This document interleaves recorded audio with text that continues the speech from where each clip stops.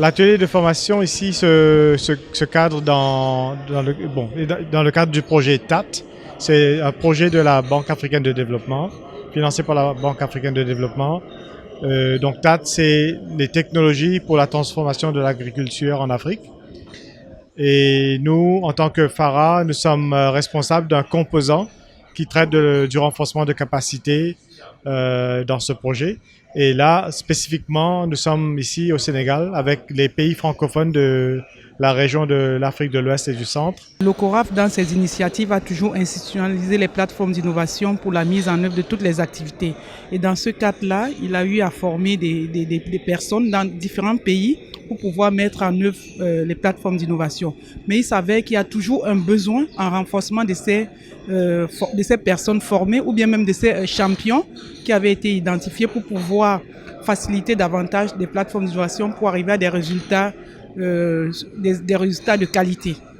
Donc cet atelier, comme je dis, doit leur permettre de les équiper en connaissances complètes sur les plateformes d'innovation et principalement sur les acteurs d'entrepreneuriat, sur les aspects d'entrepreneurship et sur le partage des informations, la gestion des connaissances. Dans le projet TAT, pour le moment, il y a une trentaine de pays en Afrique qui ont déjà exprimé un intérêt d'être impliqués dans le projet TAT.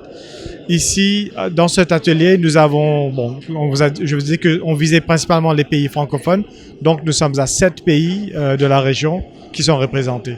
Il y a environ 6 modules ou 8 modules même, donc il y a d'abord de revoir encore un peu le concept des plateformes d'innovation. Pourquoi nous utilisons ces concepts et également voir quels sont les outils qu'on peut utiliser comme dynamique de groupe pour que les différents groupes d'acteurs puissent travailler ensemble et également les questions de résolution de conflits.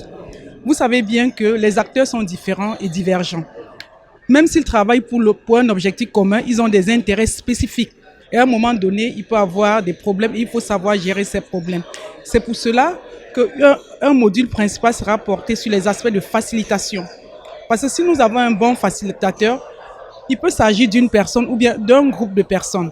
Parce que pour avoir toutes ces différentes compétences, une seule personne ne peut l'avoir. Donc il faut parce qu'il faut des compétences techniques, mais aussi des compétences techniques, sociales si je peux dire.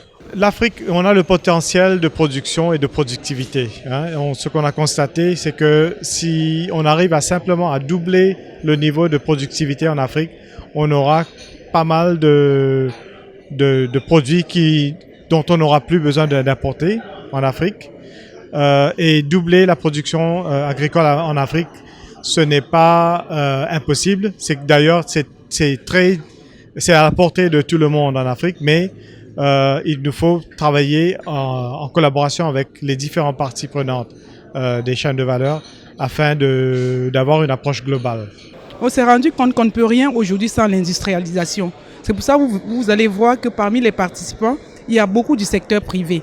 Parce qu'aujourd'hui, on ne peut pas seulement s'arrêter à un seul segment de la chaîne de valeur. Il faut cibler toute la chaîne de valeur, c'est-à-dire de la production jusqu'à la table, c'est-à-dire jusqu'à la fourchette. On ne laisse aucun maillon de la chaîne. De cette façon-là, on est sûr qu'on pourrait adresser ou bien aborder les différentes questions qui fassent que nous soyons toujours à la traîne. Le projet a démarré déjà. La date de signature le financement par la Banque africaine de développement, c'est déjà fait il y a 1 an de ça. Mais il y a au moins une quinzaine de centres d'institutions de recherche qui sont impliqués. Et nous sommes tous en train de mettre en œuvre nos composants. Et là, on arrive à ce stade à faire beaucoup plus d'intégration. Et l'idée, c'est d'impliquer les systèmes d'innovation au niveau national afin de s'impliquer dans ce projet et même les décideurs politiques à promouvoir un peu ou à leur donner l'environnement propice pour le développement de ce secteur. Donc, tout le composant du TAT s'élèvera à plus d'1 milliard de dollars. Donc, des investissements qui se feront à travers les bailleurs, les pays membres et la BAD aussi.